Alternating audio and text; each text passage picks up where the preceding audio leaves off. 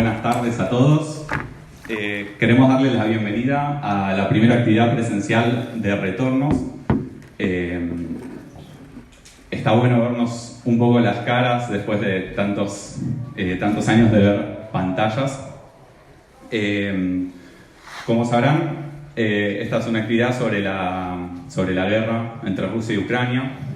Tenemos de invitado a Claudio Ingerflom, director de la licenciatura en Historia, y a Martín Baña, profesor de la materia Historia de Rusia de la licenciatura. Para quienes no conozcan Retornos, se trata de una publicación estudiantil colaborativa en la que escribimos estudiantes y docentes, en la que venimos publicando notas y videos hechos por estudiantes y docentes desde principios del 2021. Y estamos presentando hoy mismo el lanzamiento de la 9ª entrega de la publicación. Queríamos agradecer a Martín y a Claudio por darnos su tiempo y ofrecerse a hacer la charla. Por otro lado, también queríamos agradecer a Inés, que no la encuentro con la mirada, pero la coordinadora de la carrera, que fue fundamental para poder organizar la charla. Agradecer también a todos los que escriben en esta edición y a todo el equipo de Retornos que se puso al hombro en la actividad. Retornos nació en 2021, como dije, por iniciativa estudiantil en el marco del taller de escritura de la licenciatura de Historia. Y este año contamos con un equipo de docentes asesores que se sumaron, en el cual está Claudio Ingerflom, Inés Yurniowski, Andrés Gattinoni y Carolina Martínez, en representación de distintas materias de la licenciatura. Y bueno, invitarlos a que lean el número, y antes de pasar a la charla, queríamos compartir dos reflexiones que teníamos en Retornos alrededor de los motivos por los cuales organizamos esta actividad. Por un lado, en la materia Historia de Rusia y en el seminario de divulgación, Martín nos convidó una invitación, una reflexión que hacemos propia, que es que la sociedad recurrentemente se hace preguntas sobre su pasado, quiere saber, sobre todo en situaciones conflictivas, como en este caso de Ucrania, pero también hubo un boom del consumo de textos que hablan sobre la historia argentina después del 2001, por poner un ejemplo. Y nuestra disciplina, la historia, tiene un gran déficit frente a la sociedad a la hora de brindar respuestas. Generalmente se recurre a periodistas o divulgadores no académicos, que está muy bueno que hagan ese trabajo, pero desde nuestra disciplina tenemos el desafío de reconocer esa falencia, y también que es un desafío también ético, porque la educación en Argentina es pública, y si es pública es porque hay un interés nacional en que nosotros estudiemos historia. Y una manera, quizás la mejor, de retribuirlo es poder darle esas respuestas sobre el pasado a la sociedad desde una disciplina que es una disciplina profesional. Y aquí la segunda reflexión. ¿Qué aporta la historia como disciplina específica frente a estas preguntas? Bueno, el planteo de la carrera, que también nosotros nos sumamos a ese planteo, es que propone una técnica científica, un rigor profesional para acercarse a ese pasado, problematizarlo y entenderlo en sus distintas dimensiones. Y esa es una herramienta muy valiosa porque es transversal a los juicios de valor que cada uno pueda tener al respecto. Trasciende de alguna manera lo que son las opiniones y busca dar herramientas de comprensión de ese pasado. Lo rico de esa herramienta científica es de todas formas comprometerse con este presente. Y aquí estamos en esta charla justamente para tratar de contribuir nuestro granito de arena en ese sentido. Pensamos dos preguntas Para dar inicio a la charla, esta es una charla debate, la idea es que todos participemos sin miedo a equivocarse, con dudas, con afirmaciones, con propuestas para charlar con nuestros invitados. La primera, para Martín, es ¿qué rol juega la historia en el discurso de Putin? Y para Claudio, ¿cómo se relaciona esa utilización de la historia en el discurso con la política interna y externa rusa? Que algo de eso habló en el video de presentación y nos gustaría saber más sobre el tema.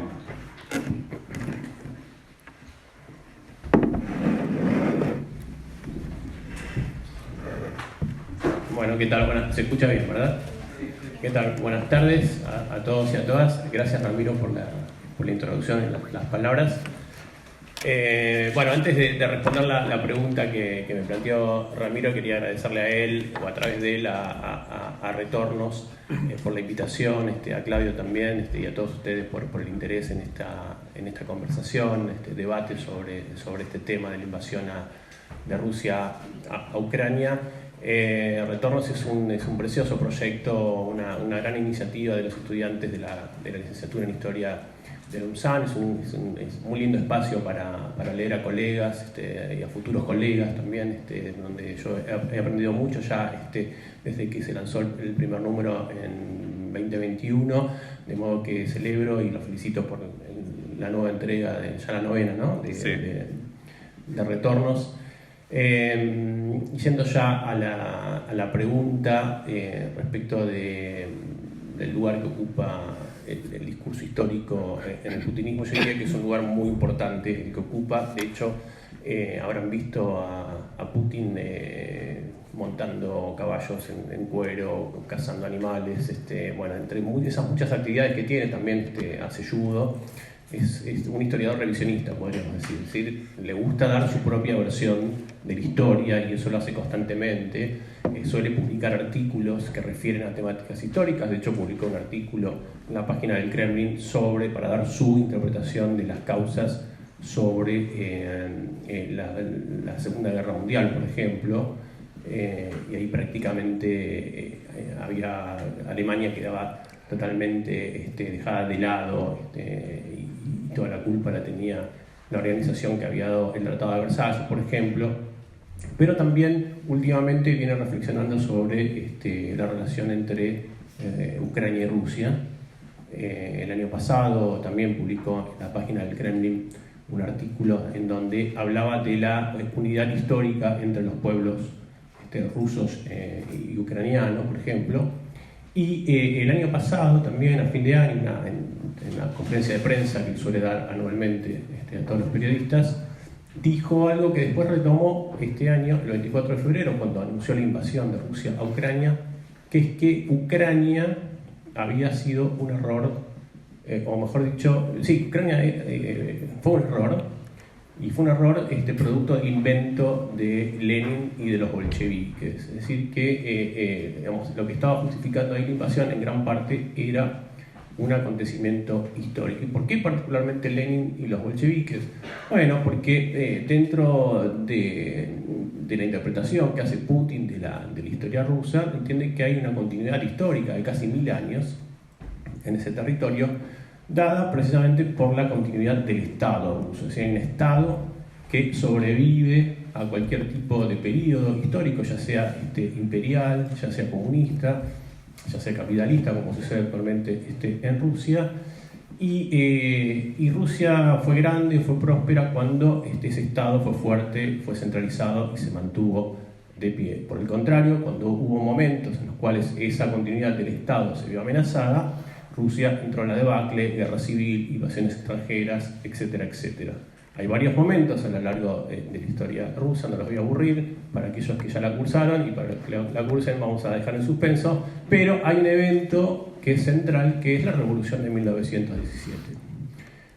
En parte porque 1917, o la Revolución Rusa, supone ampliación de derechos y ampliación de libertades, algo que en el discurso actual del putinismo no cabe, más bien todo lo contrario, pero también porque supuso un principio de autodeterminación de los pueblos, entre ellos el ucraniano, lo cual significó que un pueblo como el ucraniano pudiera tener o pudiera pensarse como una nación autónoma. De modo que esto que era visto como un avance también en términos de derechos es interpretado por Putin particularmente como un problema, como un error que hay que evitar y que hay que en todo caso reparar. Por eso también en la justificación de esa invasión está esta cuestión histórica, ¿no?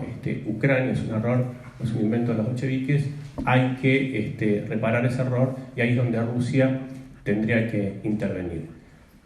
De modo que yo diría que el discurso histórico es muy importante, se pone de manifiesto también en distintos artefactos que se ven o se vienen viendo en Rusia desde hace por lo menos una década, en monumentos, en series de televisión, en películas financiadas por el Ministerio de Cultura. Ahí particularmente hubo una acción o una política deliberada por parte del que fue hasta hace pocos años el ministro de Cultura de la Federación Rusa, Vladimir Medinsky, que se la pasó construyendo monumentos de personajes históricos relevantes dentro de la historia rusa, bastante particular la elección, porque están el príncipe Vladimir, que fue quien convirtió ese territorio al cristianismo, está Pedro el Grande obviamente, pero también está un personaje como Mikhail Kalashnikov, que para quien no lo conoce es el inventor del rifle más vendido en el mundo. En todo caso, todos estos eventos o todos estos monumentos apuntan a rescatar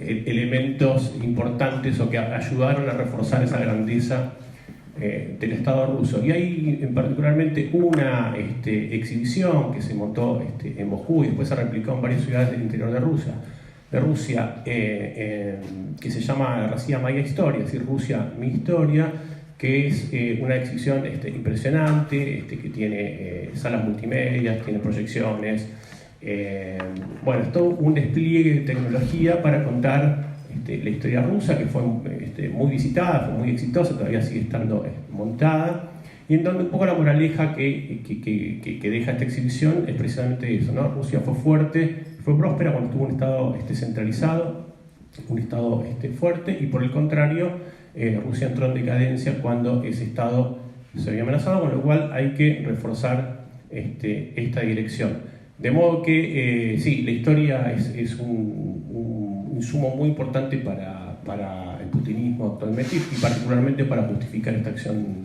en Ucrania. Ya. ¿Puedo seguir hablando?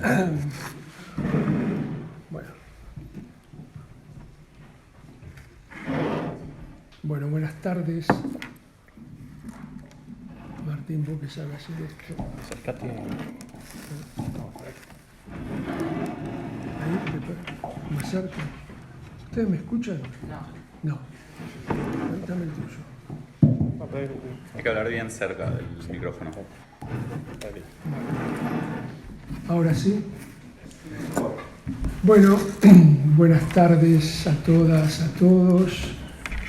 Gracias a las compañeras y compañeros de retorno. No es solo un placer estar aquí, es también la expresión, la realización de lo que tiene que ser una carrera universitaria, donde estudiantes y docentes compartimos un mismo espacio, mismas preocupaciones, diálogos, y donde vamos más allá del simple curso profesor-alumno, ¿no? Esto es lo que hemos querido crear en la carrera desde que la iniciamos, y creo que esto es una buena expresión de lo que ha pasado.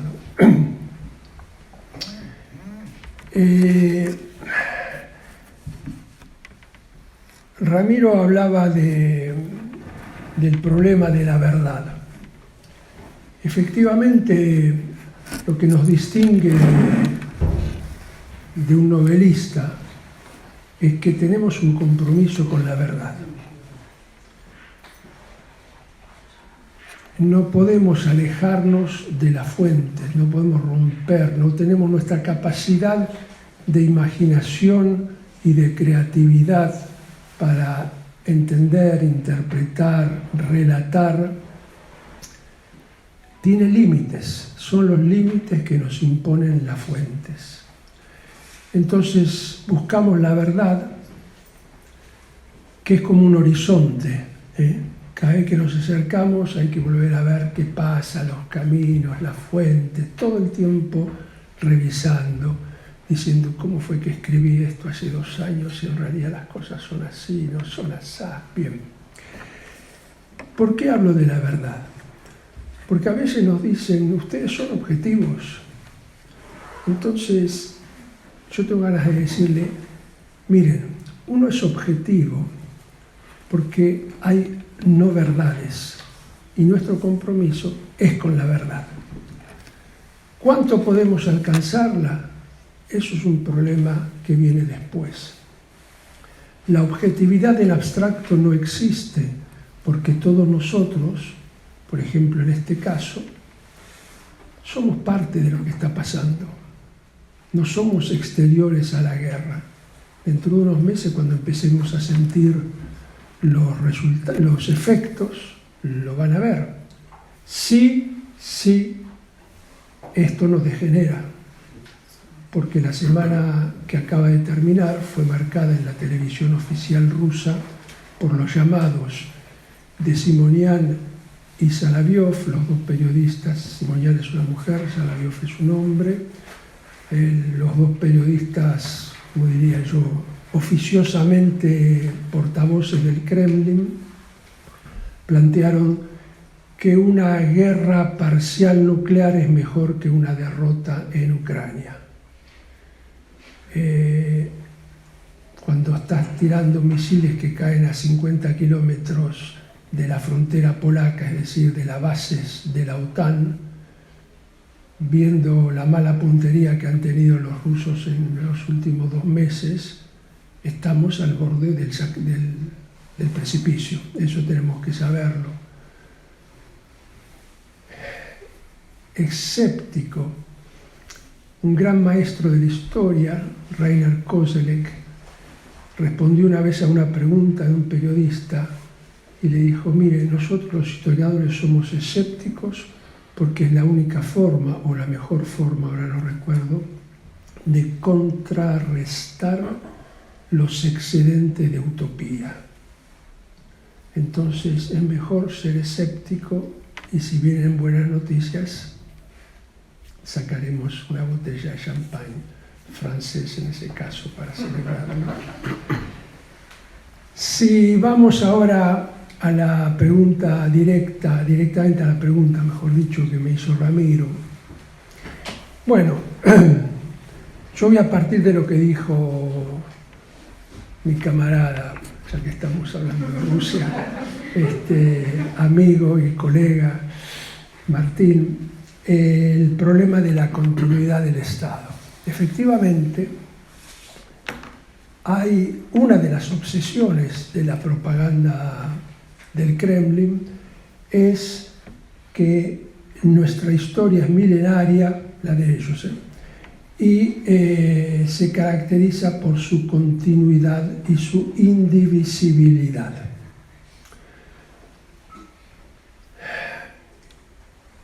Ninguna historia tiene continuidad. Lo que ellos llaman continuidad es el crecimiento de un pequeño principado moscovita perdido en las estepas orientales de Europa en el siglo XV, por el cual nadie daba un copec, a una gran potencia. Pero en ese camino pasaron muchas cosas. Pasaron conquistas de territorio, pasaron pérdidas de territorio. Hoy ya no es el imperio ruso que iba desde la frontera con Prusia hasta la frontera marítima con Japón. Entonces,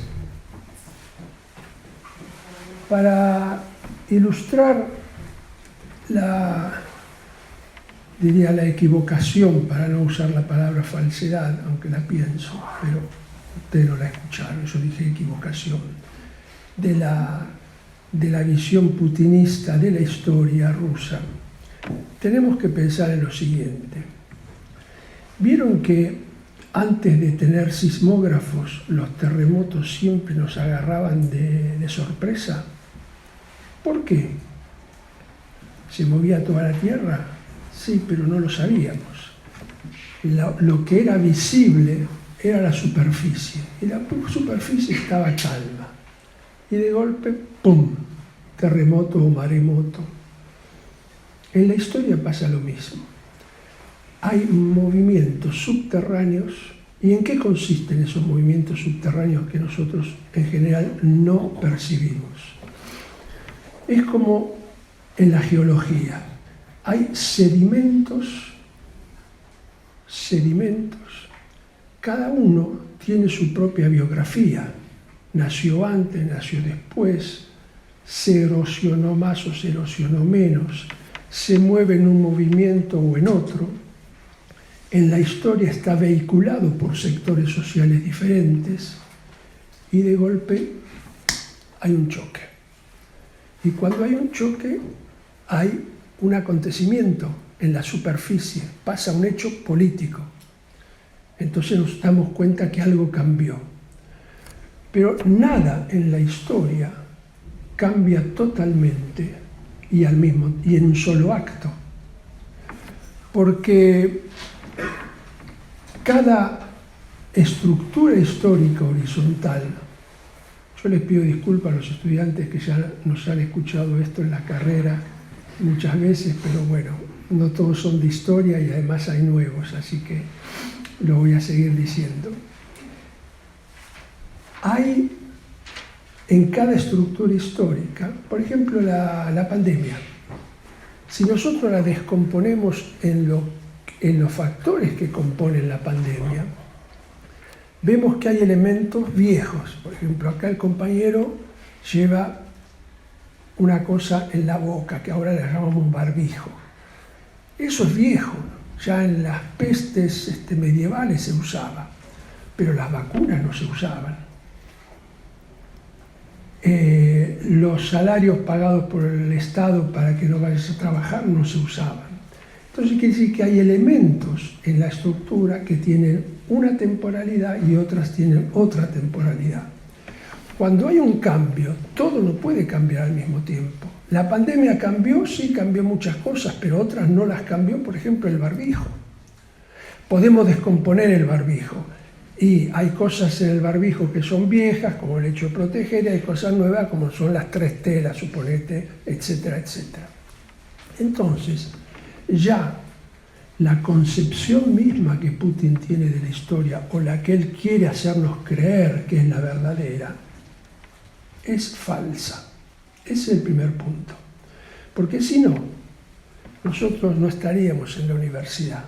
En un café no hace falta decir eso, podemos ir a los hechos y decir, no, pero escúchame, en tal época, y el otro va a decir, no, pero en tal año. Sí, pero vamos a hacer de cuenta que estamos en una facultad de historia y que estamos acostumbrados a pensar con criterios. ¿Qué criterios? Los que nos indican las condiciones de posibilidad de una historia.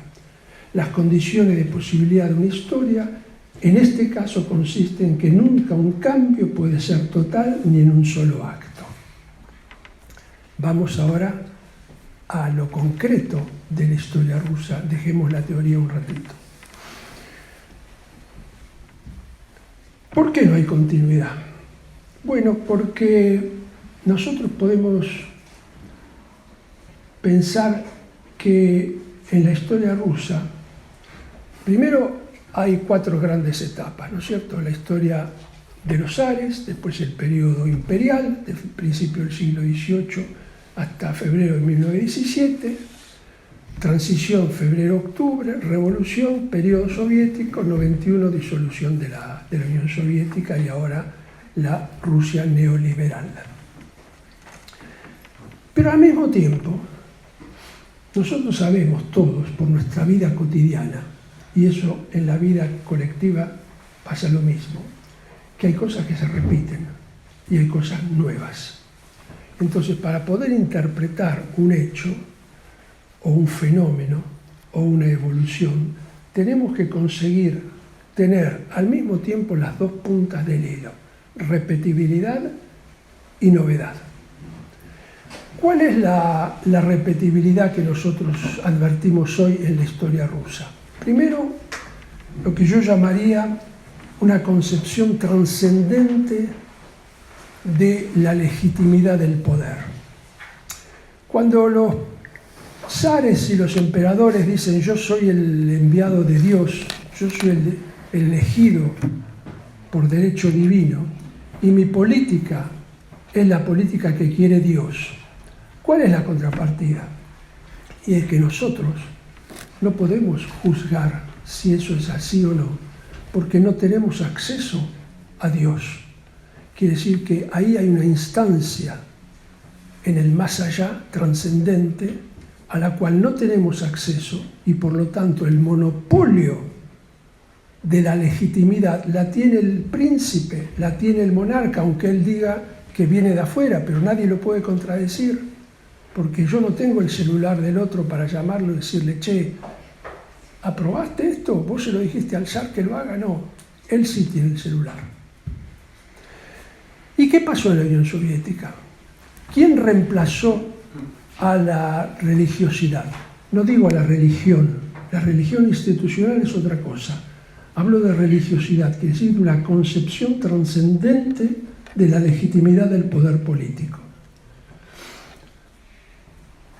Das Kapital, el marxismo. ¿Pero qué marxismo? El que los dirigentes del país erigieron en una serie, lo transformaron en leyes de la historia que nadie podía discutir, porque el único que tenía derecho a decir cómo se interpreta tal texto, más a publicar o no publicar, porque no todos los textos de Marx y Engels fueron publicados en la URSS y no todos los textos de Lenin fueron publicados en la Unión Soviética. Muchos de ellos fueron publicados después de la caída de la URSS. Perdone, pero esto debe ser un boicot menchevique contra mi salud. Entonces, la sociedad de nuevo se encontró con la imposibilidad de juzgar los criterios, de juzgar la legitimidad, porque se le escapaba. ¿Y qué pasa ahora? ¿Qué nos dice Putin con la continuidad de la historia? Dice textualmente que el destino de Rusia siempre fue el de ser una gran potencia y hoy es el de ser una potencia guía. Lo estoy citando. Pero si es una esencia del país, y no podemos hacer nada, muchachos, porque él nos dice que es la esencia del país, ¿qué le vas a hacer? Es como mirar el partido de fútbol desde la tribuna, no puede hacer nada. Entonces, de nuevo, nos encontramos frente al mismo problema. No existe la posibilidad. Ahora, ¿por qué no existe ahora? ¿Y por qué no existió en la Unión Soviética? ¿Y por qué no existió el zarismo? Porque está el poder con su dominación. Porque todo no es teoría. Vos podés ir a la calle y decir no, pero vas en cana, en el mejor de los casos. Entonces, ¿hay repetibilidad? Sí, pero hay cambios. Porque primero fue la religión, después fue la ciencia, puro positivismo, y ahora es una mezcla milagrosa, como dice el tango, de andar a saber qué, pero donde la esencia, el esencialismo, el destino, la metafísica, lo que dijo el patriarca de la Iglesia rusa, esto es un combate metafísico contra el mal. Me hace acordar la frase de Reagan, ¿se acuerda? El imperio del mal y el imperio del bien. Son los mismos, tienen un olor diferente, pero son igualitos. Entonces, ¿qué es lo que queda hoy si nosotros agarramos la repetibilidad y la novedad? La ambición de ser la potencia guía. ¿Qué significa potencia guía? En el plano interior significa lo que acabamos de ver. ¿Cómo se traduce ese despotismo en el plano interior? Chicos de 11 y 12 años, lo que les voy a decir ahora no lo saqué de mirar al cielo, lo saqué de leer los sitios internet y las fuentes rusas independientes que están trabajando desde la clandestinidad y que son accesibles en internet.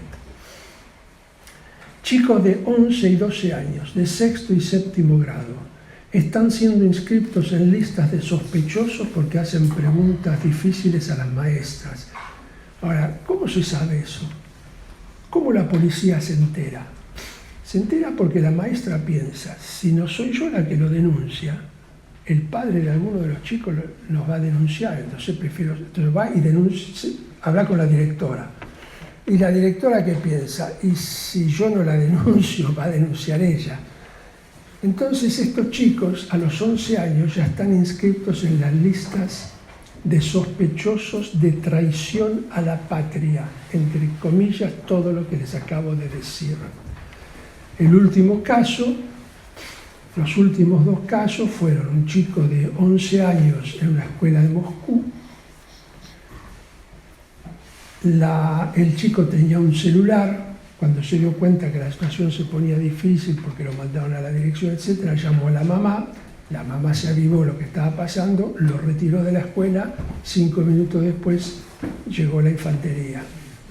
Como no lo encontraron, fueron a la casa, y como no tenían orden legal, y no sé por qué diablos respetaron porque en general no respetan, pero bueno, respetaron el hecho de no tener la orden del juez, les cortaron la electricidad en pleno invierno a todo el edificio para castigar a la familia.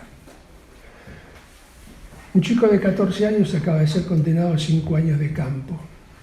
¿Por qué? Porque jugó ese juego, ¿cómo se llama? Mis hijos juegan Minecraft, donde parece que hay que destruir la casa del otro o algo así.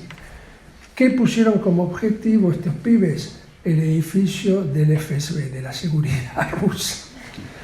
Y por supuesto los otros que están monitoreando todo lo que pasa en las redes, los agarraron. Primera condena 5 años y ahora el fiscal apeló y pidió 9 por terrorismo. El chico tiene 14 años. Un historiador, un colega nuestro, 65 años, acaba de ser condenado a 15 años de trabajo porque dio una mala imagen de la Rusia bajo el gobierno de Stalin. ¿A qué se dedicó? A descubrir los cementerios ocultos donde estaban los fusilados, etcétera, etcétera. ¿Cómo se da eso hacia la política exterior? Bueno, si queremos ser una potencia guía, hay que serlo. Entonces, ¿cuál es el discurso ruso? Yo ahora lo que voy a hacer es, como lo hice hasta ahora, es traducir lo que dicen ellos. Occidente se terminó.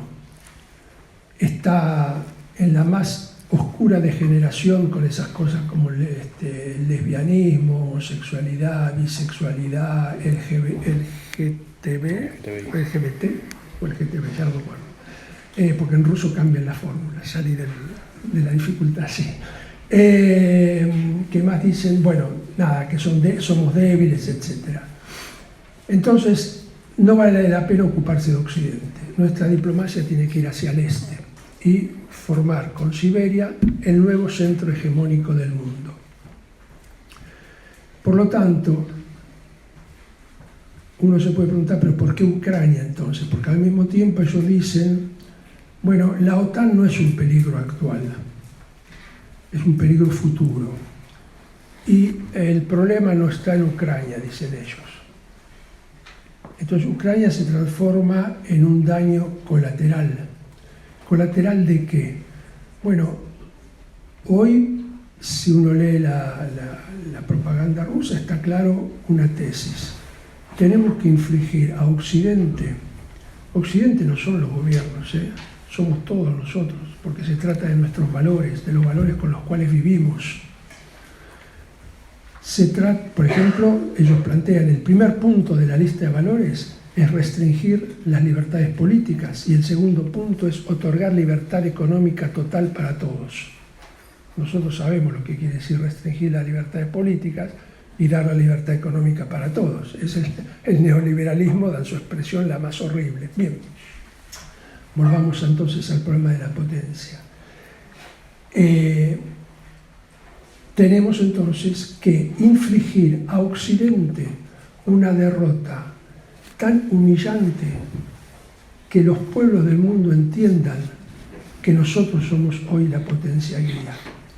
Y dice, los pueblos de Occidente, bueno, Occidente dice, tiene que ser razonable, porque si no tenemos la medicina amarga para curarlos. Bueno, esa es, porque la derrota en Vietnam, por ejemplo, fue una derrota parcial. Perdió, ¿quién quedó derrotado? Un imperialismo, Estados Unidos, no cambió el orden mundial.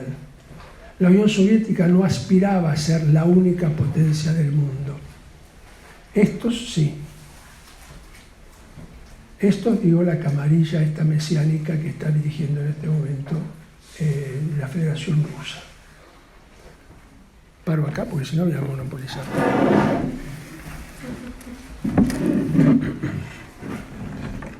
Bueno, después de estas primeras preguntas, la idea es que quien quiera participar pueda levantar la mano y hacer la pregunta, así conversamos con Claudio y Martín a partir de los intereses, inquietudes que haya acá presente.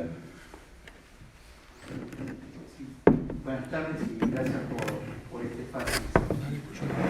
Lo que quería preguntar era, en todo esto que vimos de la historia rusa, ¿qué papel jugó Gorbachov y su política?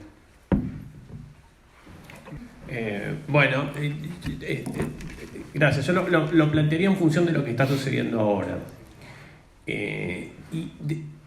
Porque se habla de Putin como un líder que quiere restaurar la Unión Soviética, ¿no? Entre otros calificativos que se dio a Putin, para algunos es Hitler, para otros es un zar 2.0, para otros es un líder comunista, depende de quién lo defina, pero una de las definiciones que se dio de Putin es que es un nuevo líder comunista que quiere restaurar a la Unión Soviética. Y ahí es donde entra a jugar el factor de Gorbachov, que para quienes no saben fue el último secretario general del Partido Comunista de la Unión Soviética, que de alguna manera abrió el proceso de reformas que terminó disolviendo a la Unión Soviética en 1991. Y acá hay una concepción también de la historia de Putin en donde los fracasados o los perdedores, por decirlo de alguna manera, no tienen lugar, ¿no? Y él entiende que el comunismo es un fracaso, que el comunismo es una derrota para el Estado ruso. Entonces directamente no los tiene en cuenta, ¿no? También Nicolás II es un perdedor, por lo tanto no lo tiene en cuenta. Y también Gliev y Borís, ¿no? Los primeros mártires de la Iglesia Ortodoxa también son los perdedores porque se entregaron prácticamente sin lucha. Entonces ahí una figura como Gorbachov aparece también con esa característica, ¿no? Como alguien que prácticamente entregó ese gran país que sí había sido la Unión Soviética, porque para Putin la Unión Soviética fue un gran país porque logró recomponer esa grandeza del Estado ruso, que entre otras cosas llevó a la derrota del nazismo, o que envió por primera vez al espacio a un satélite artificial, a un hombre y una mujer. No es casualidad que esta es la primera vacuna que se registra contra el COVID-19, que es rusa, haya sido bautizada como Sputnik V, ¿no? Que hace referencia a ese primer satélite.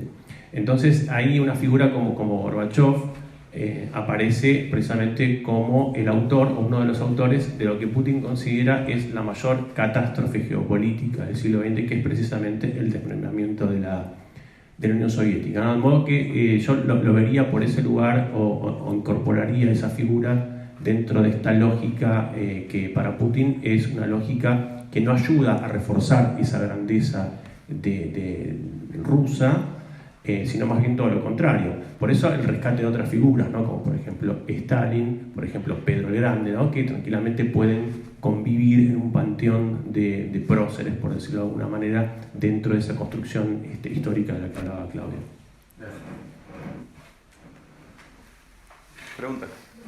Bueno, gracias.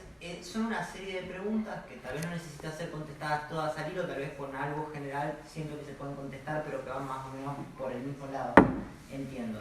En primer lugar sería, teniendo justamente en cuenta esta cuestión de la sociedad rusa postsoviética, ¿no? Y sobre el cual de alguna manera también se apoya el proyecto putinista de reconstrucción nacional. ¿Hasta qué punto eso que se vio como esa derrota en Kiev, esa retirada del ejército ruso, acorrala los cursos de acción de la política rusa, ¿no? Hay una situación de corrida hacia adelante, hay una sociedad rusa de alguna manera que necesita de alguna manera remendar esa humillación de los años 90 y bueno, hasta qué punto eso condiciona la política rusa, por un lado. Por otro lado, había estado escuchando justamente que en medios occidentales hablaban de que Rusia se prepara para una guerra de desgaste, movilización general, mucho más. Entonces, ¿hasta qué punto la sociedad rusa es capaz, o sea, cuánto vale Ucrania para los rusos? Vale, sobre todo con las imágenes de Bucha, por ejemplo, y eso que empieza a circular. Y hay un último punto que es, ¿por qué o qué explicación ustedes le darían a la pobre o lo que se dice poca preparación ideológica de la invasión? Se les dijo a las tropas en 3 días en Kiev. Bueno, eso no pasó, ahora hay todo un cambio de discurso, se dice eso que no se decía guerra, operación especial. Entonces, desde Occidente se dijo, no, bueno, los rusos siempre estuvieron acostumbrados a obedecer. ¿Qué matiz habría para decir sobre eso? Así que bueno, ese sería el abanico. Bueno, ¿quieres que responda la primera después?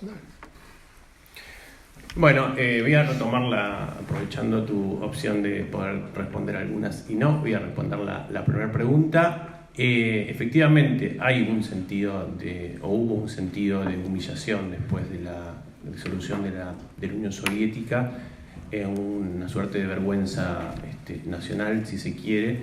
De hecho, el discurso dominante que hubo en Rusia en los años 90, muy acaparada por el discurso del neoliberalismo, es que Rusia, después de 1917, había entrado en una suerte de paréntesis histórico, ¿no? Es decir, que había quedado fuera de la historia durante prácticamente 70 años y que después, con la restauración del capitalismo en 1991, había vuelto a ese supuesto camino normal de la historia. Hay que entender también que en los 90 Rusia, con la disolución de la Unión Soviética, pierde ese lugar de potencia que había tenido durante casi todo el siglo XX, pierde ese lugar de faro, ¿no? de alternativa al capitalismo. Es una década que está dominada por la pauperización social, por las prácticas mafiosas, la corrupción, etcétera, etcétera. Y es también, y creo que eso es lo que más impacto tuvo, una sensación de que se terminaba un proyecto común compartido, ¿no? Y con todos los errores que podía, con todas las falencias que podía tener un proyecto como el soviético, quienes vivieron y crecieron en él sentían que estaban formando parte de un mismo proyecto. Y eso de alguna manera se vio de un modo apocalíptico, ¿no? Como una suerte de fin del mundo, si se quiere. Eso no es algo nuevo, digamos, estamos acostumbrados a lo largo de la historia a vivir de modo metafórico, si se quiere, o a veces no tanto, en proximidad del fin del mundo, ¿no? Sin ir más lejos, hace 2 años todos nosotros creíamos que de alguna manera se venía el fin del mundo, ¿no? con la pandemia. Pero nos dimos cuenta, como se dieron cuenta los rusos también en la década del 90, de que después del fin del mundo, el mundo siguió funcionando, no desapareció. Entonces había que inventar un futuro para ese mundo que no había desaparecido y que seguía existiendo.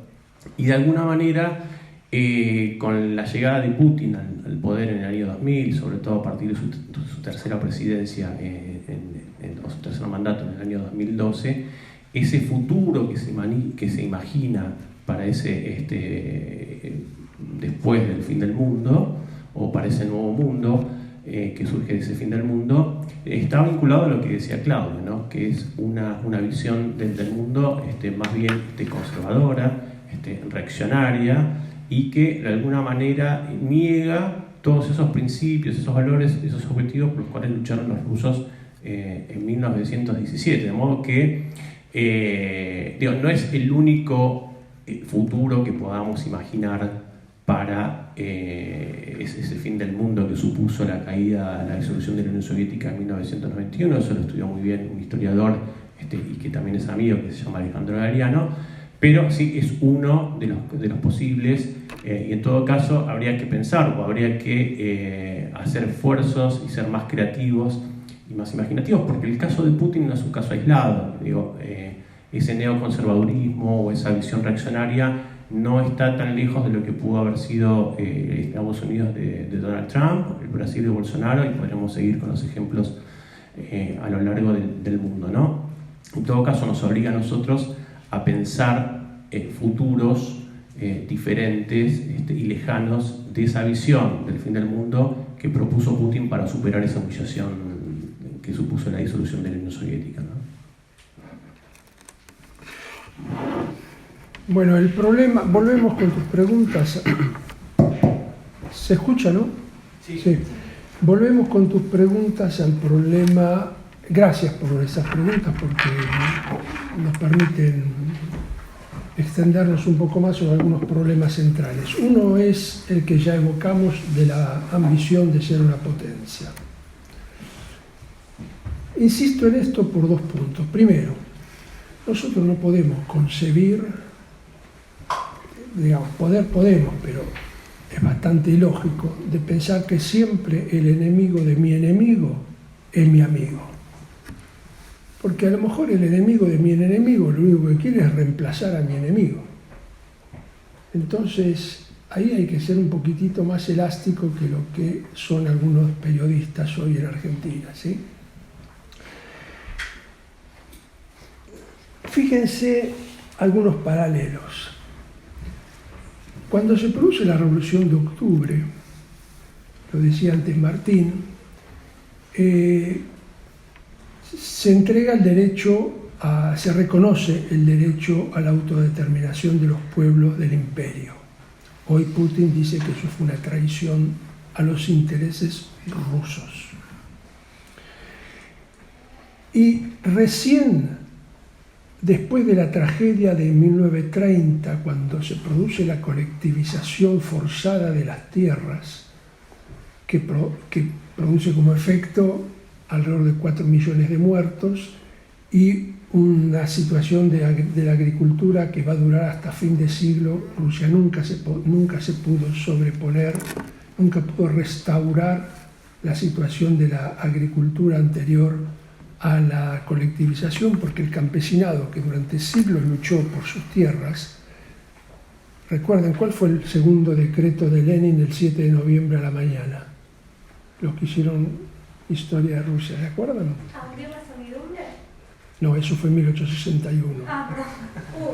Punto menos en el examen, se me acordaba. No, el primer decreto que firmó Lenin a la mañana fue: Rusia se retira incondicionalmente de la Primera Guerra Mundial. La paz, los soldados vuelven a sus aldeas. Segundo punto, la tierra al que la trabaja. Campesinos, vayan y tomen las tierras, no esperen que los funcionarios del gobierno vayan a intervenir porque tenemos muchas otras cosas que hacer. Ese campesinado que logró la tierra, 10 años después, Stalin se la saca. ¿Qué hace el campesinado? ¿Cómo resiste?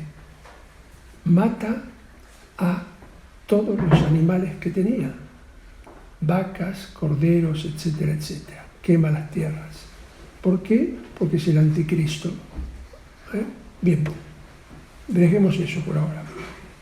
Entonces, se produce una crisis en el gobierno y la posición de Stalin comienza a vacilar. Entonces acá vemos que hay un vuelco ideológico en los primeros años de los años 30, cuando Stalin necesita una base social, que antes era prácticamente automática porque los decretos de Lenin y la política del gobierno soviético había asegurado al pueblo ruso en general y a los pueblos del imperio que se habían quedado en la Unión Soviética un ascensor social extraordinario.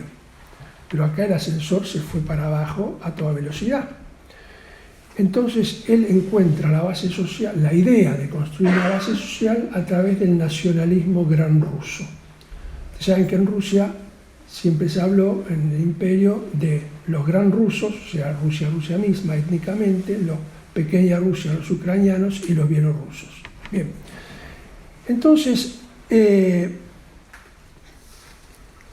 fíjense que en el 35, en la reunión del Buró Político del 5 de mayo del 34, Stalin dice: vamos a cambiar la fórmula de Lenin. Lenin tenía una fórmula que era: Rusia es la cárcel de los pueblos. Esa fórmula la había inventado un francés, el marqués de Custin, que había hecho un viaje a Rusia y cuando volvió escribió un libro en Francia diciendo: Rusia es una cárcel de pueblos y la llave la tiene el carcelero máximo, es decir, el emperador. A Lenin esa frase le gustó. Stalin dice: no es Rusia, es el zarismo.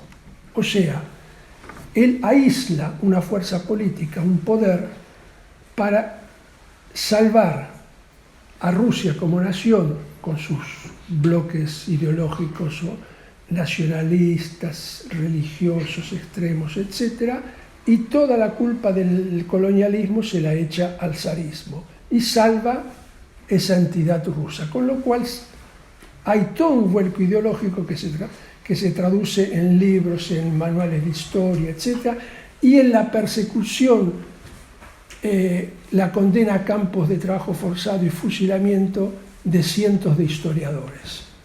El gremio de los historiadores sufre un derrame terrible en los años 30. 2 años después, el Gran Terror, 37-38, las grandes campañas de terror, y 39, el ataque a Finlandia.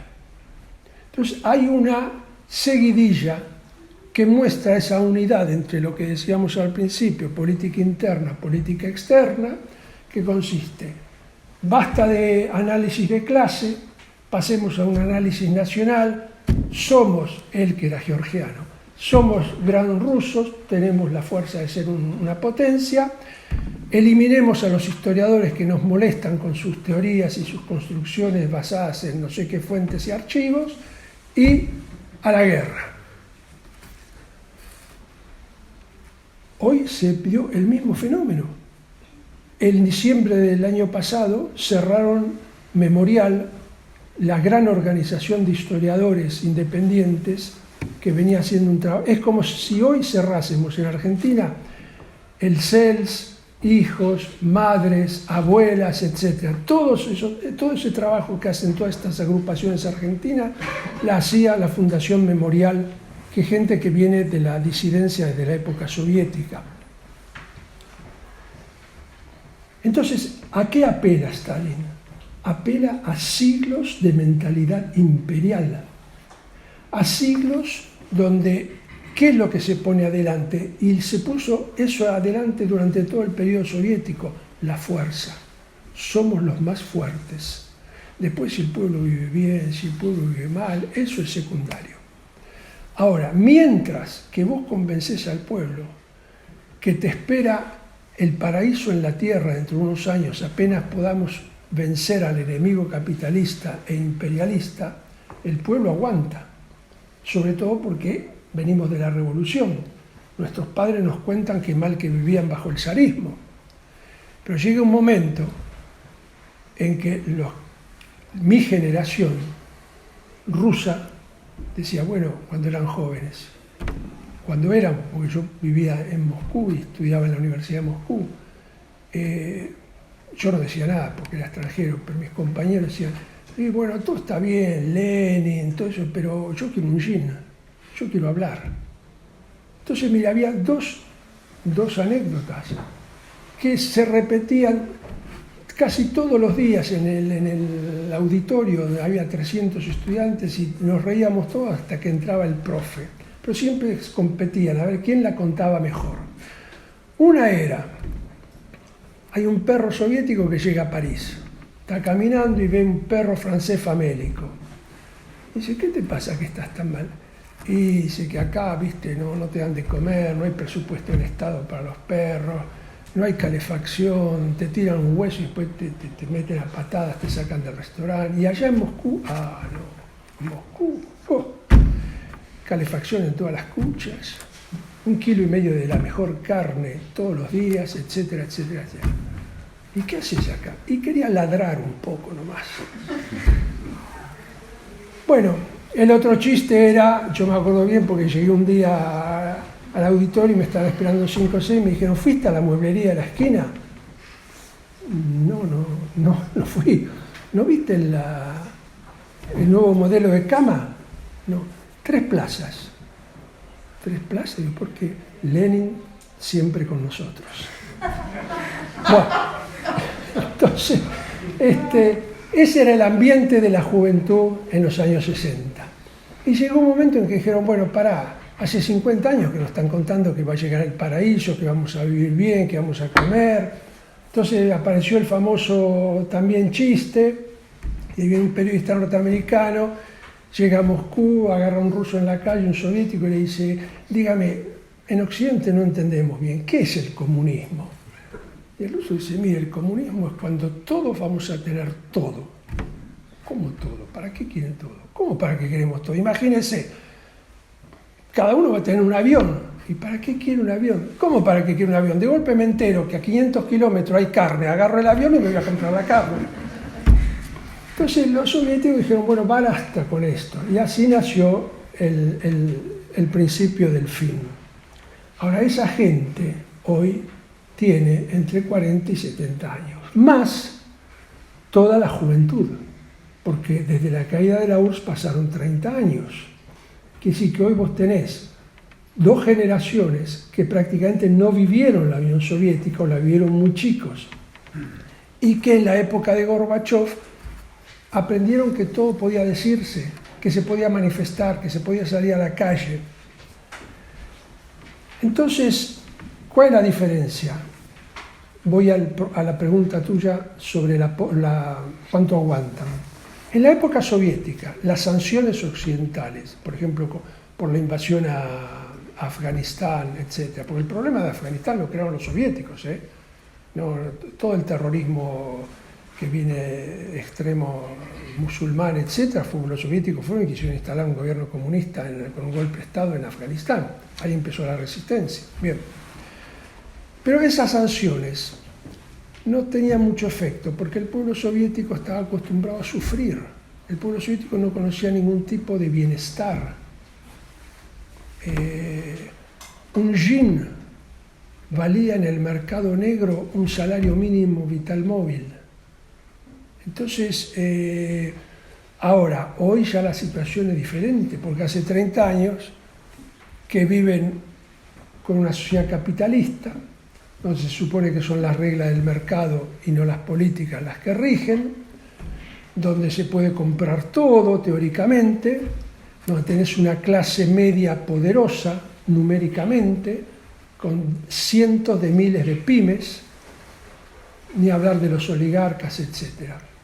Entonces, hay una parte de la sociedad que es sensible por la edad o por ideología, porque la dominación ideológica, como decía un cierto Pierre Bourdieu, existe. Entonces, bajo dominación simbólica o por la costumbre, aguanta. Sumale la represión muy fuerte, muy violenta que hay hoy. No es terror de masa, pero tenemos... Miren, hoy hay cientos de miles de profesionales que se han ido de Rusia en los últimos 2 meses, cientos de miles. A mí me llaman una vez por semana gente para decirme, ¿tenés algún trabajo en Buenos Aires? Porque llegué, no hablo español, etc. Ni hablar de Francia, Canadá, Estados Unidos. La situación en las universidades es terrible. Hay decanos y profesores denunciando a estudiantes porque están creando diarios tipo medios tipo retornos, donde discuten tratando de... No te vamos a mandar. Cuidan todo el lenguaje, pero se nota. Entonces, ¡pum!, los expulsan de las universidades. Ayer salió el rector de una universidad en el lejano oeste ruso con un video, no sé si todavía está en libertad hoy, diciéndole a los padres, por favor, apoyen a sus hijos. Sus hijos no son delincuentes, son gente que está pensando y está preocupada por nuestro futuro, y el futuro es negro. Pero esas son minorías. Cada uno de nosotros tiene amigos que han tenido que renunciar a los puestos en la universidad e irse porque no aguantan más, tienen vergüenza de seguir. En las escuelas primarias, todos los días se repite un curso para todos los alumnos sobre el porqué de la guerra en Ucrania. Claro que no dicen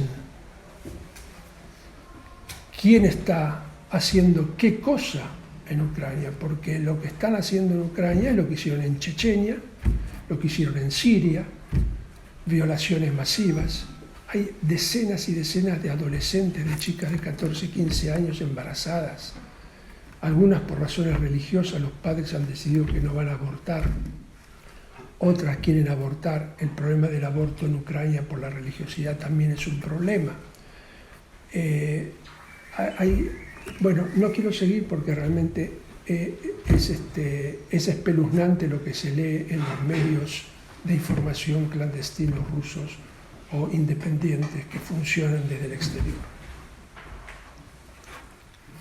Bueno, ahora vamos a juntar 2 o 3 preguntas para que después Martín y Claudio vayan respondiendo. ¿Quieren levantar la mano? Ok. Bueno, empezamos con ustedes 4. Y... sí. ¿Cómo explicaría usted la caída de la Unión Soviética si no es que existe una teleología histórica? ¿Cómo es que qué? ¿Cómo que la caída de la Unión Soviética si no existe una teleología?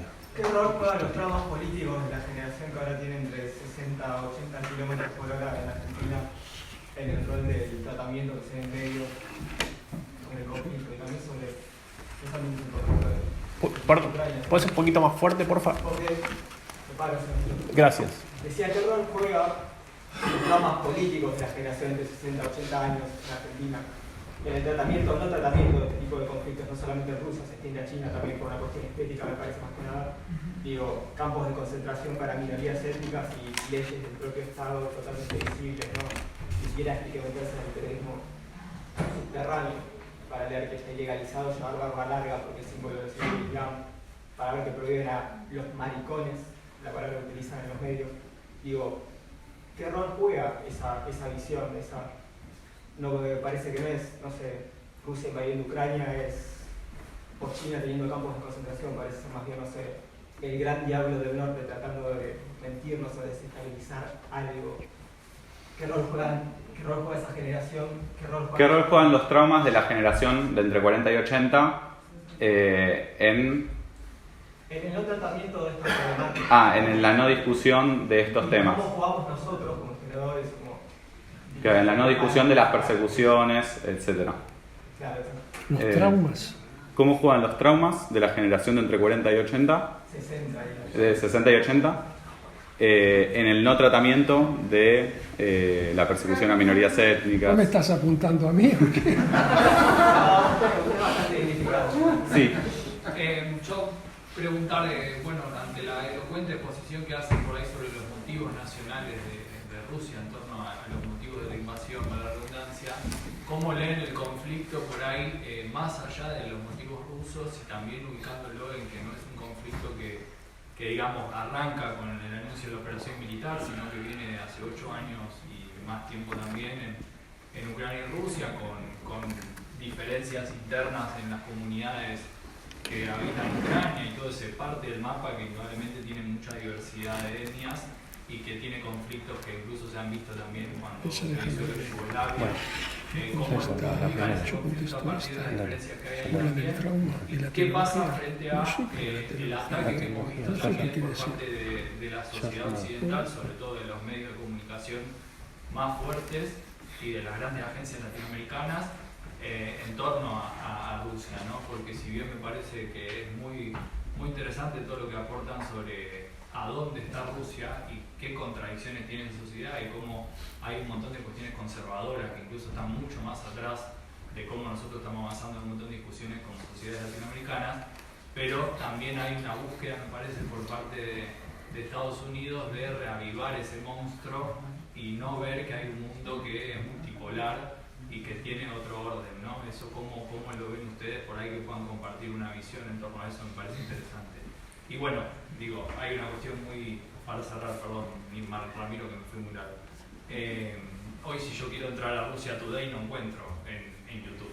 Digo, ¿no? Así como Claudio contaba que hay censura en Rusia de medios independientes, hay censura de medios rusos oficiales de todos lados. ¿No? Me parece que eso también es parte de la guerra comunicacional que también existe, no solo una guerra en los territorios. O sea, por un lado una pequeña historización del conflicto con Ucrania que no empezó este año, y por otro lado el ataque de Occidente, digamos, hacia Rusia en el plano mediático. ¿Creen que hay una arribación de un monstruo o por ahí es una visión que no comparte? Bien. Cortamos ahí que ya son... Sí. Ahí hay sí. ¿Qué tienen para decir acerca de la coincidencia que hay, la enorme coincidencia que hay entre el plan de RAM, que es un think tank de California, de Estados Unidos, con el cerco que se hizo a la Unión Soviética y el trabajo estratégico se realizó para obligarla a reaccionar y ser el agresor, rompiendo el compromiso que se había hecho 15 años atrás de no avanzar con la OTAN sobre los países que habían formado parte de la órbita soviética, y del formidable negocio que está haciendo Estados Unidos vendiéndole gas de esquisto a Europa y cortando la provisión del proveedor natural que es Rusia. Podríamos resumir en la responsabilidad, digamos, de la OTAN en el conflicto y los intereses de la OTAN en que este conflicto se desarrolle. Coincido en que el plan que llevaron a cabo es exactamente el que formuló RAM, este think tank de California, de Estados Unidos, hace varios años. de California. Okay. Ese plan fue ejecutado al pie de la letra. Lo cercaron y lo obligaron a reaccionar. El plan es desangrar a Rusia a través de una guerra muy larga, lo más larga posible. Por eso le están enviando armas a Ucrania todo el tiempo, para que la guerra dure mucho tiempo y Rusia se desangre. ¿Respondemos esas? No, ahí hay una señora que la última pregunta. ¿Una última pregunta?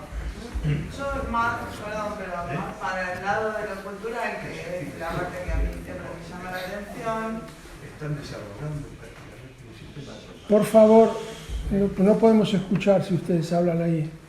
Más en el lado de lo cultural, pensar en... Apareció a los 3 días de la invasión que una heladería en Argentina no vendía crema rusa y que no se podría, que claro, parece gracioso, pero en realidad, digo, o sea, un señor de una heladería no sé dónde se le ocurrió cancelar a Rusia. Por eso, algún tipo de visión sobre esto y sobre todo lo que implican los artistas y la cultura rusa que se expande y que...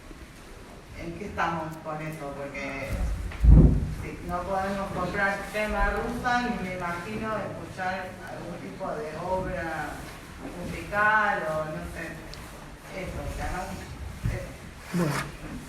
Sí, yo temí por mi fuente laboral y tenía miedo de que cancelaran la materia historia de Rusia, por cierto. No pasó. Bueno, más allá del chiste dentro de un tema que es bastante trágico, voy a juntar algunas preguntas, en todo caso, después si me olvido, o si Claudio no responde también, por favor las repiten.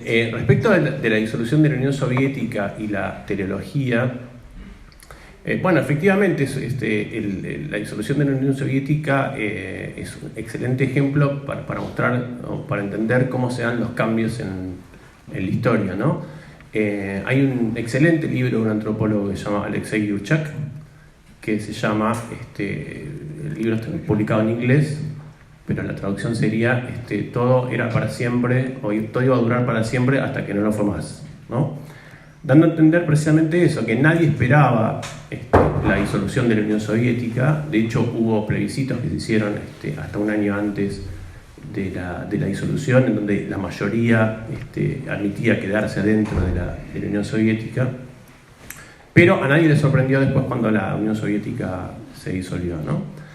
Y lo que se ve en la Unión Soviética, o en esa caída casi de un día para otro, casi un año para otro, es que no se trató de una fuerza burguesa que nació en el seno del comunismo, no se trató de una invasión extranjera, no vino un plato volador a disolver la Unión Soviética, sino que se trató de eso, de una disolución que decidió una élite, en ese caso la élite comunista del partido, ante las ventajas o la tentación que suponía pasar en medio de un proceso de reformas que había abierto efectivamente Gorbachev, a un nuevo sistema como fue el capitalista, ¿no? Entonces hay un cambio drástico, ¿no? En apariencia podría ser un cambio en las relaciones de propiedad, que es pasar del comunismo al capitalismo. Prácticamente se dio de manera pacífica y casi sin actos de violencia, ¿no? Es decir, se trató de una reconversión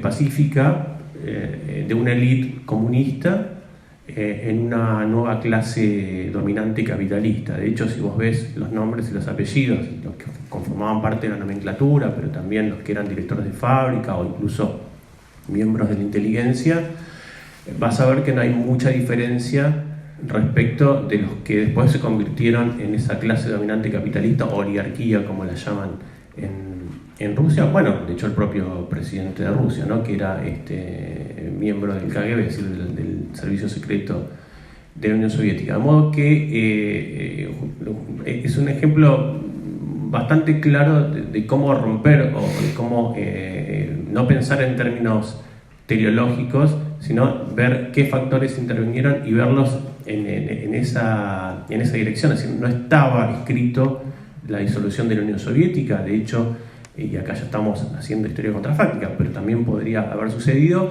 que la dirigencia soviética, además de abrir el juego cultural y el juego económico, no hubiese abierto el juego político, que fue lo que hizo, ¿no? Y que es un poco lo que hizo China, ¿no? A grandes rasgos.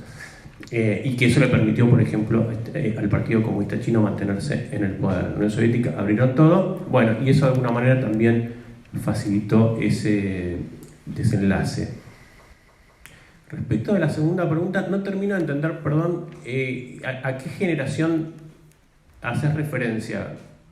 ¿Vos hablás de la generación soviética o rusa que tiene entre 40? No, Argentina. El tratamiento mediático que se le da acá.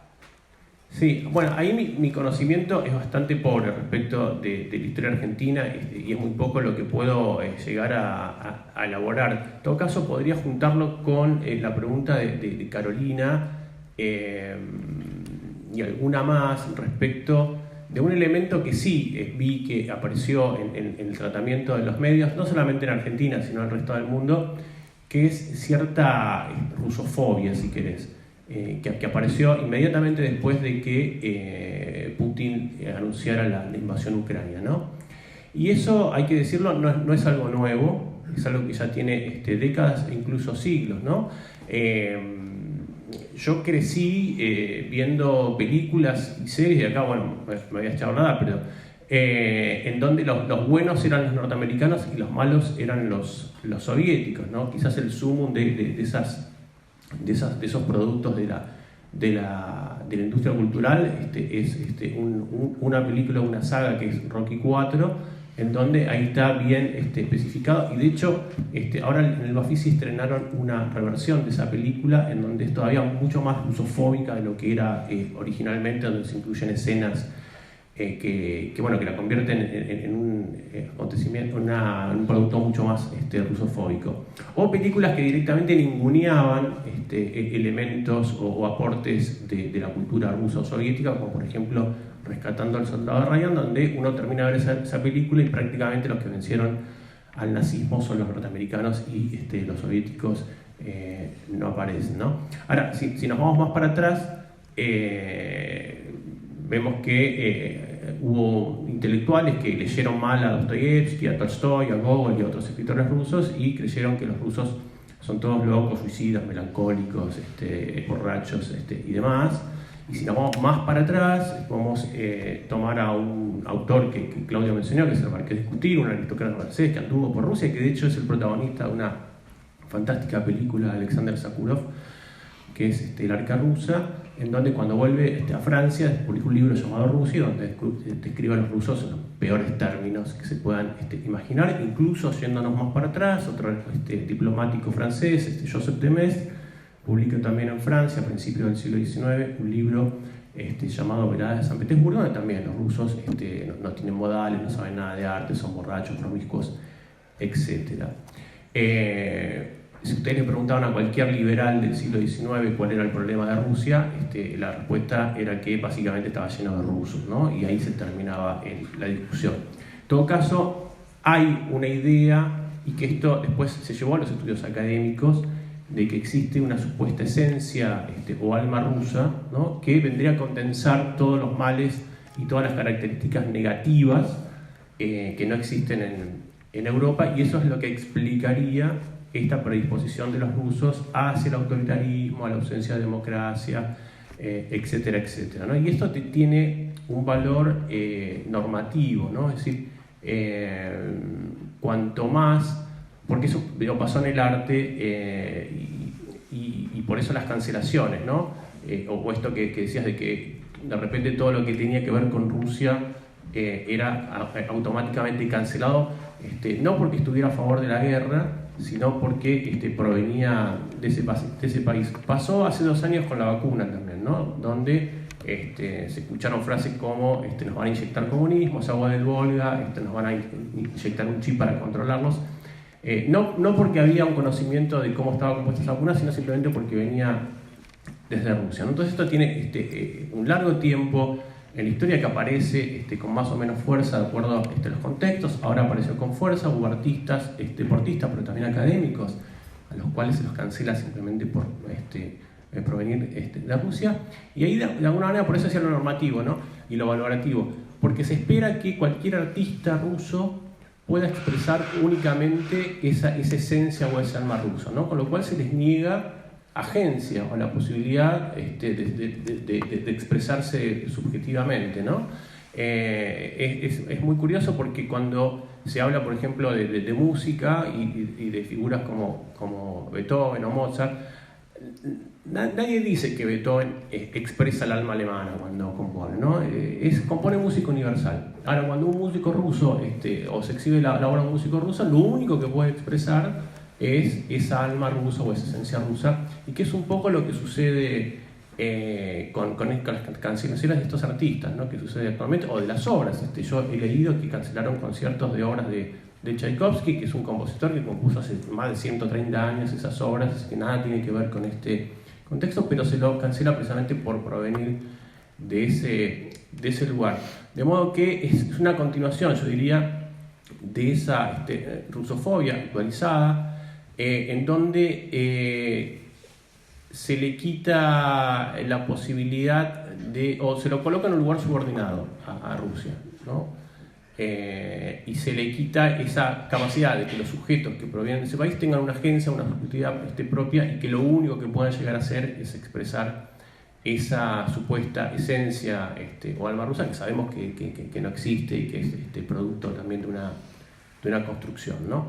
Respecto de los medios, efectivamente lo que se vio es, en algunos medios, no en todos, es también esa rusofobia o ese tratamiento de Rusia, no a partir de las fuentes, de los acontecimientos o de la información dura y pura, sino desde directamente un prejuicio, un estereotipo, ¿no?, que todo lo que proviene de Rusia es malo, porque o está asociado a lo oriental, ¿no?, como se pensaba en el pasado gracias a la invasión mongola del siglo XIII, o está asociado al comunismo, ¿no? Todavía en algunas mentes está fresco el recuerdo de la Unión Soviética, y todo lo que provenga de Rusia se asocia automáticamente al comunismo. Como dijo Claudio, hace 30 años que Rusia es un país capitalista, totalmente integrado al sistema mundial. Del comunismo solamente quedan algunas paredes con íconos en el metro del martillo y la hoz, algunos monumentos,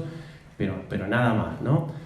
Pero en los tratamientos, en el abordaje de estas cuestiones, aparece entonces el prejuicio, aparece el estereotipo, antes que la información o las fuentes o aquellos elementos que nos permitan analizar la realidad tal como se presenta. Entonces yo acá disociaría, ¿no?, lo que es la decisión de una dirigencia política encabezada por el presidente Putin, que es la que finalmente decidió la guerra, y no el pueblo o los artistas o los deportistas o los académicos, que nada tienen que ver con la guerra, más bien todo lo contrario. Si uno analiza la tradición artística y cultural rusa, sobre todo la del siglo XIX, más bien se ve todo lo contrario, ¿no? Se ve una tradición que se opone al poder autoritario, que se opone a las guerras y que conservó durante tanto tiempo valores vinculados a la democracia, a la justicia social, y a la revolución. No voy a abundar en ejemplos, pues estaríamos toda la noche, ¿no? Pero las obras de Dostoyevsky, en el caso de la literatura, las pinturas de Vereshchagin, en el caso de las artes plásticas, o incluso algunas composiciones de Mussorgsky o de Scriabin darían fe de esto que estoy diciendo. Bueno, el conflicto se produce luego de la anexión militar de Crimea por la Federación Rusa y el apoyo, la instigación, digamos, desde Moscú a los políticos nacionalistas rusos que viven en el Donbass y en Lugansk, con armas y todo, para levantarse. A ver, una potencia instiga una guerra civil en otro país sin objetivos y la mantiene 8 años mandándole armas sin alguna idea acá atrás de la mente. Entonces, esto tiene que ver con el problema de qué pasaba en Ucrania. Y te agradezco la pregunta porque hasta ahora no se planteaba y yo estaba pensando en qué momento poder meter esto que voy a decir ahora, pero no quería invadir, sino quería estar esperando la pregunta. Ucrania tiene su propia historia. Ustedes saben que, bueno, no saben, no importa, es una forma de hablar. En el siglo X, cuando el príncipe de Kiev se convierte al cristianismo, ese hecho es, según el señor Putin, el origen espiritual del Estado ruso. Ahora, eso es más o menos como decir que cuando Colón puso el primer pie en América, eso es el origen espiritual del Estado argentino. ¿Sí? O sea, ¿qué había antes de que el príncipe Kiev conquiste una parte de Crimea? Había gente, había tribus, había pueblos, Eso no importa, ya está. Eso queda fuera de la concepción de la historia colonialista e imperialista de este hombre. Si nosotros tomamos la historia de Crimea desde el principio, desde las fuentes que tenemos, ¿sí?, sobre los pueblos originarios de Crimea, hasta hoy, Crimea estuvo bajo dominación rusa 171 años. Si tomamos nada más que el año 0, pasaron 2014. Pero esos son los 171 años que Putin esgrime como continuidad y como razón para invadir y anexar Crimea. ¿Hay población rusa? Sí, pero ¿quién la mandó ahí? El Imperio Ruso para rusificar y colonizar y dominar y someter a los pueblos originarios. Eso queda fuera del panorama histórico que hoy nos plantean y por eso la represión contra los historiadores. Ucrania, los territorios que hoy constituyen Ucrania, algunos más, algunos menos, porque fue una historia con fronteras que iban y venían, pasó desde el principio hasta hoy, solamente 333 años bajo dominio del Imperio Ruso y de la Unión Soviética. Todo el resto fueron territorios o independientes o que pertenecían al Principado de la Riech Pospolita, Lituania más Polonia, y una parte de la Galicia al Imperio Austrohúngaro. Si nosotros aplicamos la concepción que tiene Putin de la historia y de por qué Ucrania no es una autónoma, sino que Ucrania es parte de Rusia, las fuentes se le vuelven en contra, por eso persigue a los historiadores. Porque si ese es el criterio, entonces los ucranianos pueden decir, el príncipe Igor, el príncipe Vladimir, que se convirtió al cristianismo y que es la fuente espiritual del Estado ruso, era ucraniano. Entonces Moscú es parte de Ucrania y Rusia tiene que estar adentro de Ucrania. Es la respuesta más lógica, es la única posible. Y si venimos a América Latina, a ver, historiadores, el virreinato del Río de la Plata. ¿Qué entraba en el virreinato del Río de la Plata? ¿La que hoy es Argentina solamente? Paraguay, Bolivia, Uruguay, parte de Brasil, parte de Chile y una parte muy de Chile. ¿Cuál era el centro político del virreinato? Buenos Aires. Entonces, si aplicamos el criterio de Kiev, ¿qué tenemos que hacer ahora? Perdón, de Kiev. De Putin, ¿qué tenemos que hacer? Invadir a todos los Entonces, esas les digo esto, porque no estamos hablando de política solo, estamos hablando de historia, estamos en una universidad. Entonces tenemos que entender qué son esos famosos criterios de continuidad histórica. Son portadores de guerra, son portadores de opresión, borran el colonialismo, borran la opresión de los pueblos originarios. Ese es el programa oficial de Rusia hoy. Y esto no es política. Esto es tomar la teoría rusa y aplicarla a sus últimas consecuencias. Quiero unificar dos preguntas. La que apuntaba a mi edad, bastante desagradable, por supuesto. Pero bueno, lo asumo, ¿qué le vas a hacer? Como decía Neruda, confieso que he vivido. Y la del compañero que habló del cerco de Estados Unidos, son dos interrogantes que me parecen muy interesantes y que podemos tratar. Entonces, creo que hay gente en Argentina de izquierda y de derecha que a Ucrania les importa un bledo. Están discutiendo problemas internos, se están peleando por cosas acá del país. Si violan, no violan, mueren, no mueren, no les importa. Porque si no, no estarían ni ocultando información sobre, ahora voy a venir, sobre los nazis en Ucrania, ni ocultando información sobre los nazis en Rusia, que ellos sí están en el poder. Entonces, acá no vamos a resolver ni discutir problemas argentinos. Por lo menos a mí eso acá no me interesa. Podemos ir a un café y charlarlo, pero acá no, porque acá estoy como docente de historia rusa. ¿Sí? Cuando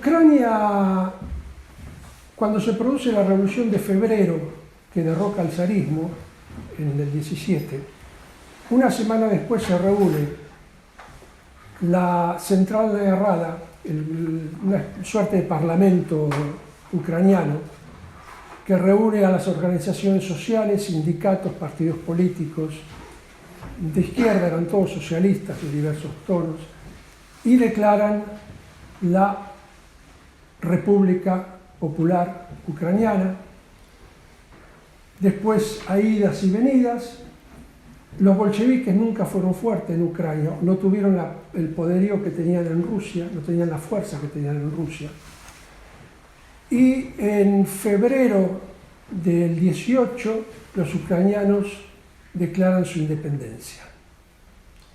Cuando los bolcheviques ganan la guerra civil, someten a Ucrania al poder bolchevique. Quiere decir que al revés de lo que dice Putin, Putin dice que los bolcheviques inventaron la República Ucraniana. No, es al revés. Los bolcheviques terminaron con la independencia de Ucrania. En Rusia siempre existió una idea desde finales del siglo XVII. Rusia sin Ucrania es Asia. Rusia con Ucrania es Europa. Eso lo tienen muy metido y por eso Ucrania emocionalmente es un problema importante. Cuando se produce la colectivización del campo, el mayor costo lo paga Ucrania, con 4 millones de muertos. Yo tenía un profesor en la facultad que cuando entendió bien que yo era comunista, que no era antisoviético, etc., y que me empezó a contar su vida, él estaba en la Caballería Roja, en la famosa Caballería de Budionni. Me dice, yo vi gente comerse a otros. Íbamos kilómetros, eran kilómetros y decenas de kilómetros de muertos por hambre. ¿Por qué? Por una decisión del buró político, que violó todas las reglas elementales económicas. Ucrania tiene memoria colectiva. Entonces, cuando se produce la disolución de la Unión Soviética, esa memoria aflora. Ahora, la memoria no es historia, futuros historiadores. Hay una diferencia entre lo que cada uno recuerda y la historia. Yo recuerdo cosas a veces y después mis amigos me dicen, estás loco, no fue así, fue así. Y mis hijos mayores me dicen, papá, ¿de qué estás hablando? No fue así, papá, y yo estoy convencido que fue así, sigo pensando que tengo razón, pero esa es mi memoria. Después vas a los documentos y te das cuenta que los documentos son diferentes. Entonces, pero lo que juega en la política práctica es la memoria.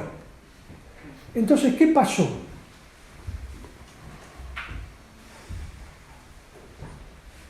Comenzó a rehabilitarse a los colaboracionistas con los nazis. Eso fue a fines del siglo pasado. Ahora nosotros somos universitarios. No podemos quedarnos en la denuncia. ¡Ay, qué malo! Rehabilitan al nazismo. No. A ver, ¿por qué rehabilitar al nazismo? Porque generaciones que fueron formadas en la Unión Soviética, con un régimen comunista, antinazi, en el país que le ganó la guerra a los nazis, porque la Segunda Guerra Mundial, está bien, hubo frentes, pero si alguien ganó la Segunda Guerra Mundial fue el Ejército Rojo, que después perdió el carácter de liberador para convertirse en un ejército opresor en Hungría, Checoslovaquia, etc. Bien. Pero en el 45 fue un ejército liberador. ¿Por qué esa gente de golpe rehabilita al nazismo? Bueno, acá hay que entender lo siguiente.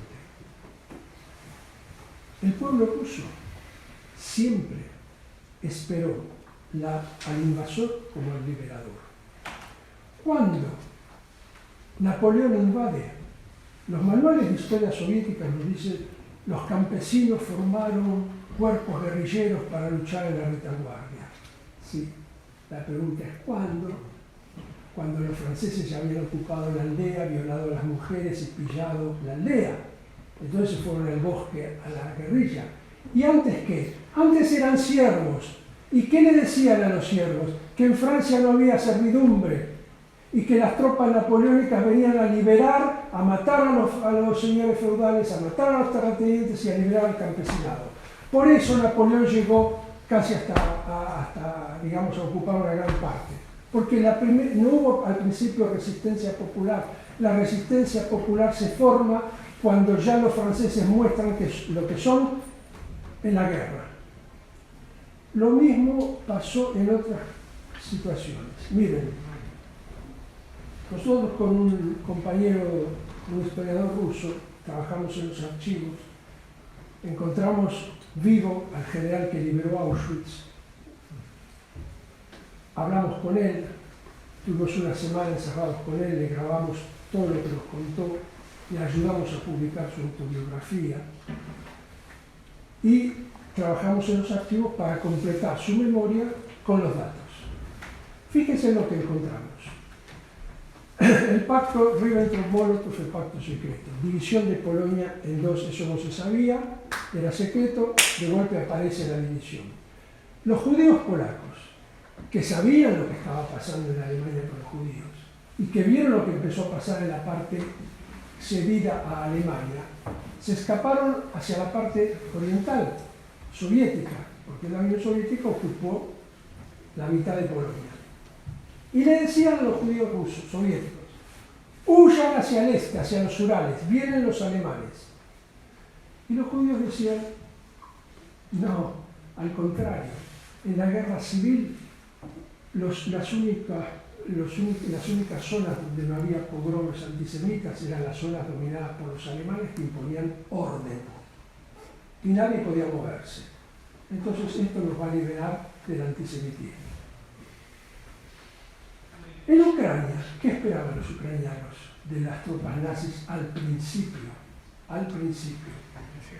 La independencia ucraniana, la propiedad de la tierra. Fíjense que uno de los problemas, se acusa mucho al gobierno de Stalin de no haber avisado a los judíos soviéticos que los alemanes venían por ellos, pero entendemos por qué lo hizo.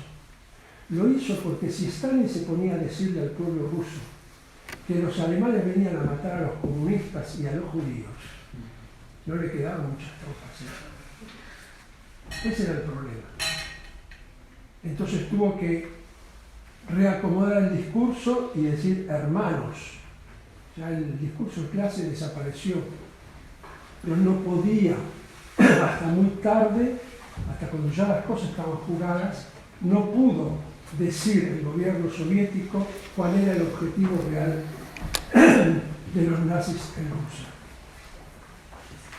Entonces, cuando se disuelve la URSS y hay libertad total en Ucrania, aparece un montón de gente, sobre todo gente joven que no había vivido la guerra, etc., a decir, pero los que colaboraron, porque los que no colaboraron también lucharon contra los nazis después. Bandera. Hoy Moscú dice, son banderistas. Sí, pero Stepan Bandera fue al principio un colaborador. Y después, su ejército luchó contra los nazis, pero retiene únicamente la parte de la colaboración. Entonces, eso es como un sarampión de adolescencia. ¿Sí? Es un pueblo viejo, pero al mismo tiempo es una república joven, con otra situación histórica donde de golpe aparece la libertad. Ahora, ¿qué tenemos que sacar de esto? Sí, se rehabilitó a los nazis. Sí, se empezaron a sacar todo tipo de documentos, monumentos, etcétera, que a nosotros nos causan horror. Pero las elecciones presidenciales que siguieron, el pueblo ucraniano no los votó al candidato prorruso. Quiere decir que la mayoría del pueblo ucraniano se opuso a la rehabilitación nazi. ¿Y qué pasó después? El presidente prorruso que fue elegido en el 2010, Yanukovych. ¿Quién era Yanukovych? Un delincuente condenado a 5 años de cárcel cuando tenía 18 años por haber robado en banda organizada en el periodo soviético. Falsificó un perdón de un juez, anda a saber con qué ayuda, y fue admitido en la fila del Partido Comunista ya después de la caída. Y se transformó en un cuadro político. Lo primero que hizo, o una de las primeras cosas que hizo, votado por la mayoría del pueblo ucraniano, fue suspender el tratado de asociación con la Unión Europea. Eso hizo estallar la furia, más la corrupción.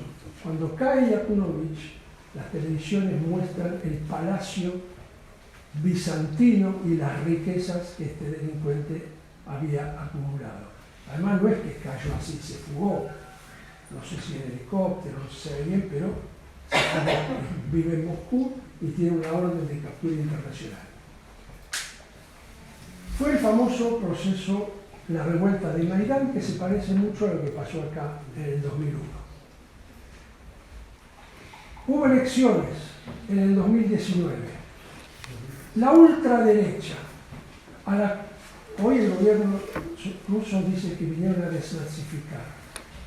Los nazis, es decir, la extrema derecha, sacó 1.6% de los votos. Y unida toda la ultraderecha y la derecha extrema no tan nazi, nacionalista, en las elecciones parlamentarias sacaron 2.6% y no tienen ningún diputado en el Parlamento ucraniano. Zelensky, judío, sacó el 73% de los votos. Y la derecha clásica, prooccidental, etc., sacó 20% de los votos. Entonces, eso del nazismo ucraniano hoy significa, una vez más, no tomar en cuenta lo que piensa el pueblo. Se generaliza, sí, el batallón Azov existe y está dirigido por nazis. Ana Liebig, una socióloga rusa que conozco muy bien, fuimos colegas muchos años en París, estuvo con ellos, hizo una investigación académica. Lo dice claramente en su libro. Hay un puñado de dirigentes que son nazis. El resto son muchachos jóvenes totalmente perdidos en la ideología del nacionalismo antirruso. ¿Por qué? Porque Azov, eso no lo dice la propaganda, se formó 2 semanas después de la ocupación de Crimea. Antes no existía. Pravý Sector, el otro batallón, es lo mismo. ¿Qué hizo Zelensky desde que subió al poder? Los integró al ejército. Los sacó a los comandos de los dirigentes de los regimientos, de los 2 batallones, y los nombró en puestos administrativos en los ministerios. Cuando haces eso, ¿qué estás haciendo?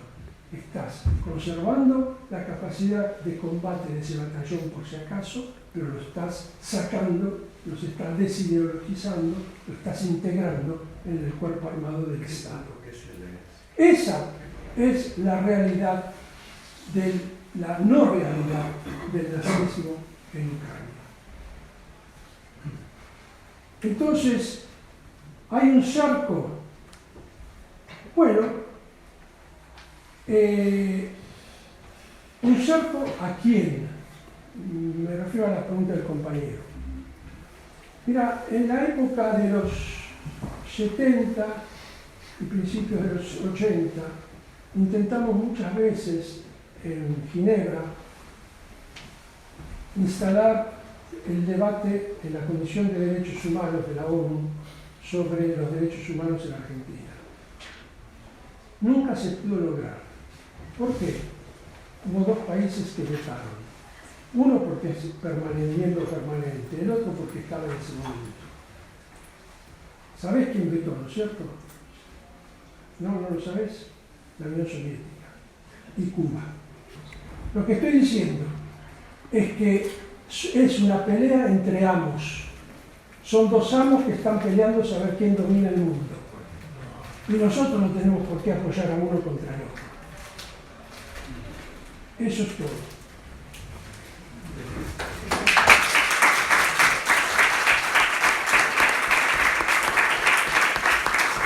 Bueno, queríamos desde Retornos agradecerles obviamente nuevamente a nuestros invitados y a todos ustedes por venir. Como recuerdan, en la etapa que les dimos al principio pueden escanear el QR y seguir los contenidos de Retornos, y pronto vamos a tener la grabación de esta charla para quienes quieran compartirla, volver a verla. Y un último mensaje a los estudiantes de Historia. Estamos abriendo una convocatoria a que todos los estudiantes que quieran participar activamente en Retornos puedan hacerlo, así que por las mismas redes que tienen el código QR pueden acercarnos sus ganas de participar si existieran, y rápidamente nos vamos a poner en contacto. Así que muchas gracias por venir.